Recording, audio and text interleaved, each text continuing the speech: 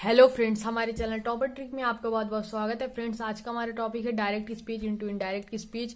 Direct speech का indirect speech का part 4 है प्रोनाउन चेंजिंग। आज हम आपको बताएंगे प्रोनाउन चेंजिंग कहाँ होती है डायरेक्ट स्पीच और इनडायरेक्ट स्पीच में। अगर आपने और भी पार्ट नहीं देखे तो लिंक डिस्क्रिप्शन में दिया, सारे पार्ट का आप देख सकते हैं, तभी आपको पूरा डीपली समझ में आएगा। आप हर तरह की डायरेक्ट से इनडायरेक्ट बना सकते हैं। तो आज का हमारा टॉपिक है पार्ट 4 है प्रोनाउन चेंजिंग। तो प्रोनाउन चेंजिंग कहाँ होती है? In reported speech. Pronoun changing reported speech में होती है। और मैंने जनरल चेंजिंग, टेंस चेंजिंग और बेसिक डायरेक्ट स्पीच का इनडायरेक्ट स्पीच मैंने बता चुका है और पहली पार्ट में आप देख सकते हैं, लिंक डिस्क्रिप्शन में दिया हुआ है। तो अब वीडियो को शुरू करते हैं। Only personal pronoun, reflexive pronoun and emphatic pronoun will be changed. मतलब कि कौन कौन से प्रोनाउन डायरेक्ट से इनडायरेक्ट में बनाने में चेंज होते हैं। Personal pronoun, reflexive pronoun, emphatic pronoun केवल चेंज होते हैं। First person pronoun change according to subject of reporting verb. जो फर्स्ट पर्सन के प्रोनाउन होते हैं वो रिपोर्टिंग वर्ब के सब्जेक्ट की हिसाब से चेंज होते हैं। Second person pronoun change according to object of reporting verb. जो सेकंड पर्सन के प्रोनाउन होते हैं वो ऑब्जेक्ट के हिसाब से चेंज होते हैं रिपोर्टिंग वर्ब के। Third person pronoun will no change.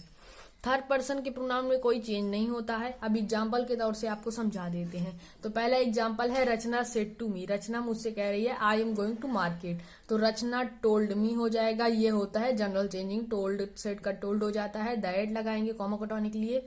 अब ये फर्स्ट पर्सन का प्रोनाउन आई आया। अब ये इसके किसके हिसाब से बदलेगा? रिपोर्टिंग वर्ब के सब्जेक्ट के हिसाब से। इसका सब्जेक्ट क्या है? रचना। अब रचना के लिए हम प्रोनाउन में क्या यूज करेंगे? गर्ल है तो गर्ल के लिए हम सी का यूज करते हैं।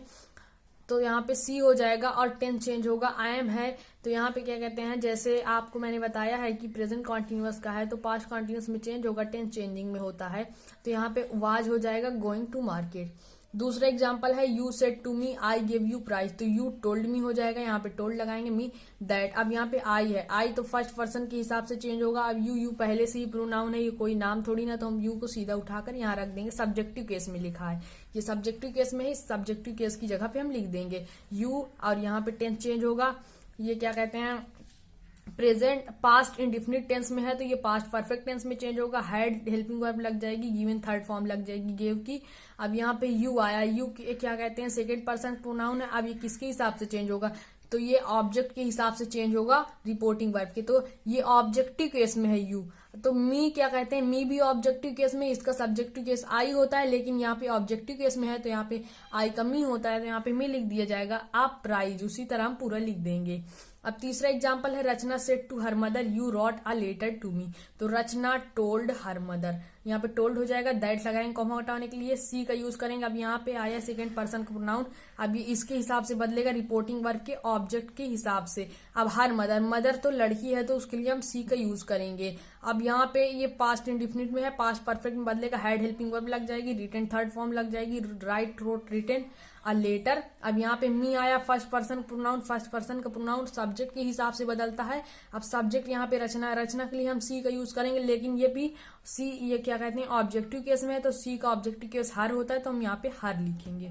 अब उसके बाद दो चार एग्जाम्पल और है, मैं आपको उनको भी समझा देता हूँ। I said she will teach you.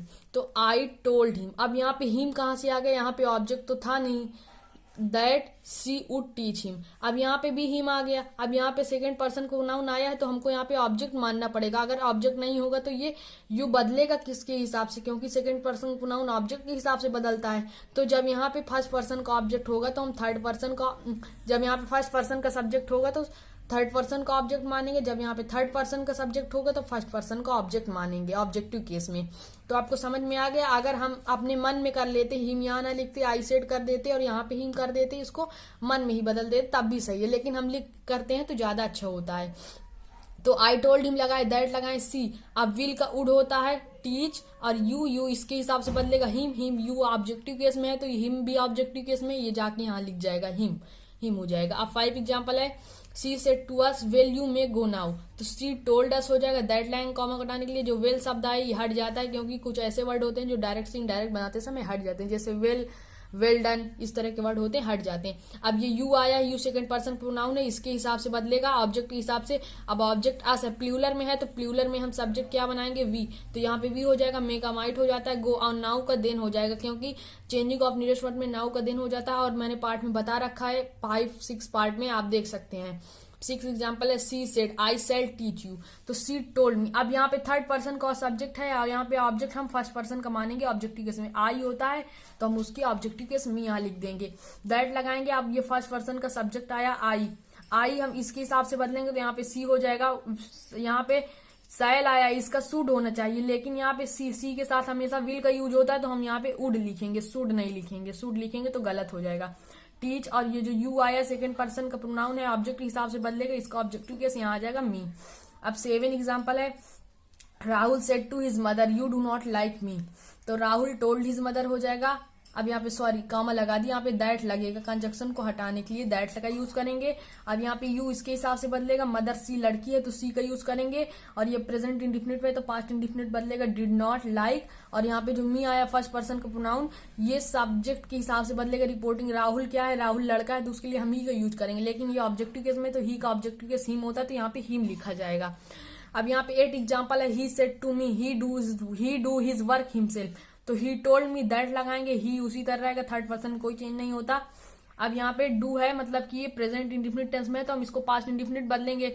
यहाँ पे हेल्पिंग वर्ड डिड नहीं है बल्कि ये वर्ब है, डू डिड डन, यहाँ पे सेकंड फॉर्म लगता है अफर्मेटिव सेंटेंस में पास्ट इंडिफिनिट, तो डिड हो जाएगा, हिज वर्क हो जाएगा, हिमसेल्फ। अब यहाँ पे कोई चेंज नहीं होगा क्योंकि ये सब थर्ड पर्सन का प्रोनाउन है। अगर यहाँ पे देम सेल्फ होता तो वो चेंज होता, अगर यार यहाँ पे क्या कहते हैं योर सेल्फ होता तो वो सेकंड पर्सन प्रोनाउन ऑब्जेक्ट के हिसाब से चेंज होता, वहां पे माई सेल्फ हो जाता। तो आपको समझ में आ गया होगा ये पार्ट।